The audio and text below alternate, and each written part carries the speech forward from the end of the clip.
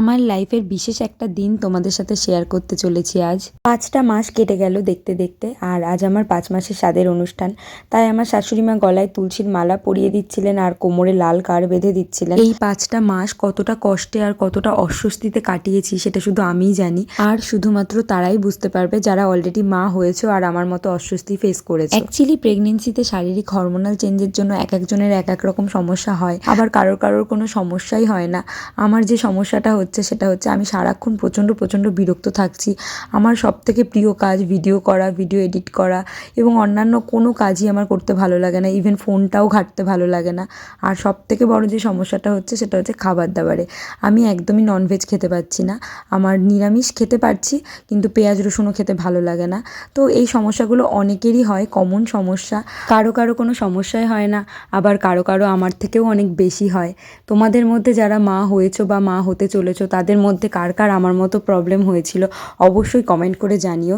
আর এখানে আমার শাশুড়ি মা ধান দুব্বো দিয়ে আমাকে আশীর্বাদ করে নিলেন, আর তারপর আমার শ্বশুরবাড়ির নিয়ম অনুযায়ী এই সরাগুলো আমাকে দিয়েছিল, 4-5টা সরা দিয়েছিল, আর এগুলোকে আমাকে দাঁতে কামড়ে রাখতে বলেছিল।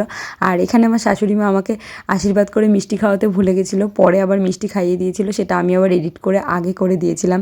আর তারপর এখানে আমাকে আমার মা আশীর্বাদ করে নিচ্ছিল। অনেকের বাড়িতেই 5 মাসে পঞ্চামৃত খাওয়ানো হয়, যেটা আমাদের বাড়িতে 7 মাসে খাওয়ানো হয়। আর এখানে আমার শাশুড়ি মা 5 রকম ভাজা, ভাত, ডাল, মাছ এইসব করে দিয়েছিল, যার মধ্যে মাছটা আমি একদমই খেতে পারিনি। আমি ডাল ভাত এগুলোই খেয়েছি, তার কারণ সেই যে বললাম না, ননভেজ একদমই ভালো লাগছে না আমার। খুবই পছন্দের বিভিন্ন ননভেজ আইটেম আমার সামনে খেলেও আমার লোভ লাগে না। আর এখানে আমার মিষ্টি খেতে একদমই ইচ্ছে করছে না, আর আমার মা জোর করে আমাকে মিষ্টি, দই, আবারও মিষ্টি খাওয়াচ্ছে। বলছে তুই খেলেই তোর পেটের পুচকুটা খেতে পারবে, তোকে খেতেই হবে। তো জোর জবরদস্তি এখানে আমাকে আমার মা মিষ্টি খাওয়াচ্ছিল। এরপর আমাদের আরও একটা ভাজা পোড়ার নিয়ম আছে, যেটা তোমরা ভিডিও শেষের দিকে দেখতে পাবে। আমাদের মতো নিয়ম তোমাদের কাদের মধ্যে আছে অবশ্যই কমেন্ট করে জানিও। আজ মা হতে গিয়ে শারীরিক বিভিন্ন অস্বস্তি থাকা সত্ত্বেও মানসিকভাবে কোথাও না কোথাও একটা বিশাল আনন্দ অনুভব করছি, যেটা হয়তো তোমাদেরকে এক্সপ্রেস করে বোঝাতে পারবো না।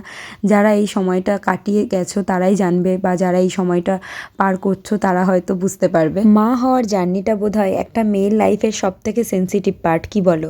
এই সময়টাতে একটা মেয়ে সবথেকে বেশি করে কাছে চায় তার নিজের মাকে আর তার প্রিয় মানুষটাকে। আমার যেটা মনে হলো আমি সেটাই বললাম।